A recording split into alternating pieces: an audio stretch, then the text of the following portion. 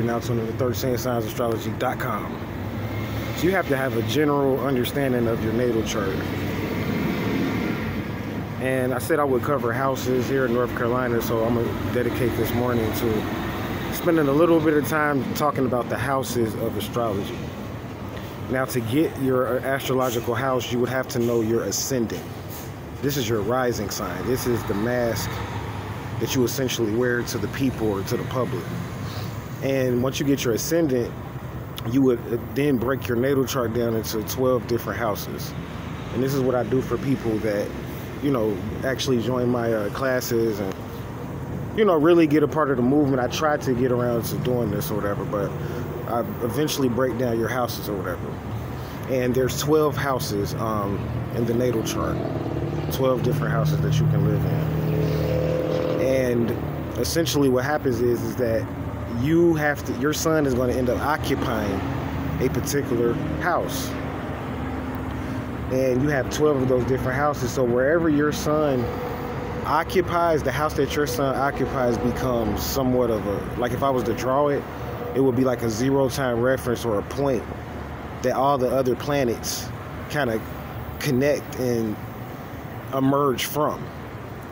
So you have to know your house or where you are occupying astrologically so that you can operate correctly, because the reason why this is important is because you would never experience jealousy if you knew this. You would never experience hatred. You would never experience envy and things like that. You would never want to be someone because you would know what you're supposed to be doing, and 9 times out of 10, somebody that you're jealous and envious of is probably occupying a different house in astrology anyway. They're not even functioning in the house that you're in, so for you to be envious of them is to kind of be like envious of their incarnation.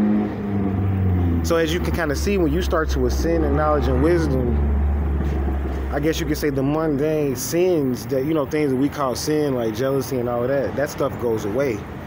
Because you'll start to look at it like, what am I even doing these things for? See, astrology helps you to question things. See, religion, they teach you discipline and not to do a thing, but you don't know why.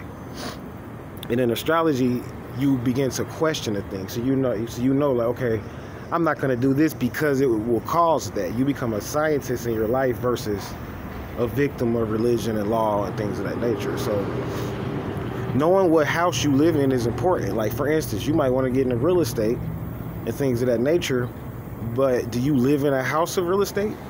Is your natal chart geared towards attracting real estate? And if it's not to say that you can't do rituals to still do it. I'm not saying that, because then you'd have to get an advanced reading to figure out how can you tap into the 4th house, which is the house of real estate. But the bottom line is that knowing your vantage point and knowing what's easier for you, that's what's going to give you the abundance. That's what's going to give you the big money, knowing where you're supposed to be at, because that's half the battle. That's what you signed up for. That's why I love astrology, because it's teaching you what you actually signed up to already do anyway. And today I signed up. I'm going to close this video down with this, to go to Atlanta. So this is what I signed up to do. So I'm going to be in Atlanta for the next few days. I don't know how long it's going to be, doing readings. I got a lot of fans out there and a lot of people I've already caught up with. So if you're interested in, just sit down and maybe get your natal chart drawn up. For people that have ordered natal charts, if you want to send me a text message or whatever the case may be, you can do that. And I'll get back to you at my earliest convenience. My number is 513-304-8638. You can text me and I'll, get back with you on the orders. People that want to make some orders all day, this is what I'm going to be doing. So from Goldsboro to Atlanta, we made our gold investment as promised, and now it's time to move on. So as always, stay vigilant. We'll go ahead and bounce up out of here. Namaste.